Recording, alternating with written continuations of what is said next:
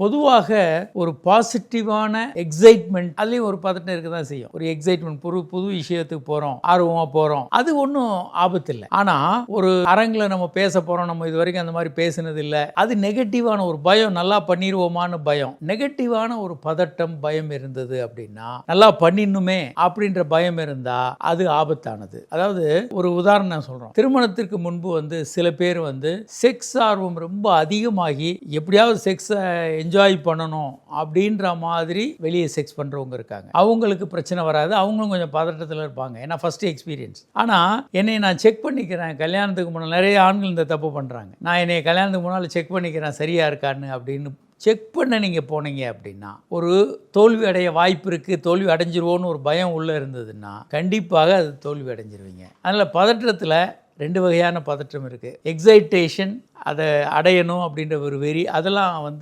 பாசிட்டிவான ரீஇன்ஃபோர்ஸ்மெண்ட். தோல்வி அடைய வாய்ப்பு இருக்குது, தோல்வி அடைஞ்சிருவோன்ற பயம். ஃபர்ஸ்ட் நைட் ரூம்குள்ளே நீங்கள் போகும்போதே பயந்துக்கிட்டே போகிறீங்க, ஏதோ நமக்கு ஃபெயிலியர் ஆகிடும்னு பயந்துக்கிட்டு போனீங்கன்னா ஃபெயிலியர் ஆகிறதுக்கான வாய்ப்பு பல மடங்கு அதிகம். அதனால் நெகட்டிவான பதற்றம், பயம், வெறுப்பு, கோபம், இந்த உணர்வுகள் எல்லாமே செக்ஸ் ஆண்மை குறைவை உண்டு பண்ணும், விந்து முந்துதல் அதிகரிக்கும், பல்வேறு பிரச்சனைகளை கொண்டு வரும்.